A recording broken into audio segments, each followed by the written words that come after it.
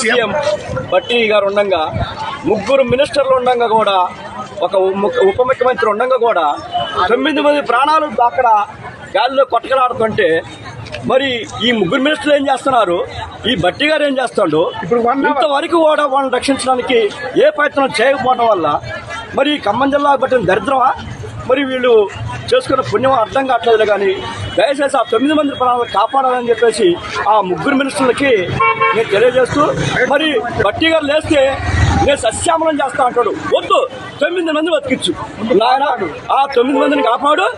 మీ ముగ్గురు మినిస్టర్లకి నేను చేతులు దండం పెడుతున్నా. పాపం వాళ్ళు 9 మంది గాలిలో ఆలాడుతున్నారు.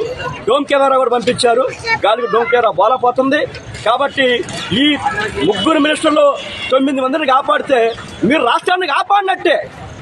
మీరు ఈ 9 మందిని కాపాడితే మీరు రాష్ట్రాన్ని కాపాడినట్టు అని చెప్పేసి ముగ్గురు మినిస్టర్ సీఎం బట్టి గారు ఉండగా, ముగ్గురు మినిస్టర్లు ఉండగా కూడా, ఒక ఉప ముఖ్యమంత్రి ఉండగా కూడా 9 మంది ప్రాణాలు అక్కడ గాలిలో కొట్టకలాడుతుంటే మరి ఈ ముగ్గురు మినిస్టర్లు ఏం చేస్తున్నారు, ఈ బట్టి గారు ఏం చేస్తాడు? ఇప్పుడు ఇంతవరకు కూడా వాళ్ళని రక్షించడానికి ఏ ప్రయత్నం చేయకపోవడం వల్ల మరి ఖమ్మం జిల్లా పట్టిన దరిద్రమా, మరి వీళ్ళు చేసుకున్న పుణ్యం అర్థం కావట్లేదు. కానీ దయచేసి ఆ 9 మంది ప్రాణాలు కాపాడాలని చెప్పేసి ఆ ముగ్గురు మినిస్టర్లకి నేను తెలియజేస్తూ, మరి బట్టి గారు లేస్తే నేను సస్యామలం చేస్తా అంటాడు. వద్దు, 9 మంది బతికిచ్చు నాయన, ఆ 9 మందిని కాపాడు.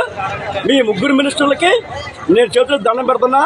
పాపం వాళ్ళు 9 మంది గాలిలో ఆలాడుతున్నారు. డోమ్ కెమెరా కూడా పంపించారు, గాలికి డోమ్ కెమెరా బోలపోతుంది. కాబట్టి ఈ ముగ్గురు మినిస్టర్లు 9 మందిని కాపాడితే మీరు రాష్ట్రాన్ని కాపాడినట్టే. మీరు ఈ 9 మందిని కాపాడితే మీరు రాష్ట్రాన్ని కాపాడినట్టు అని చెప్పేసి ముగ్గురు మినిస్టర్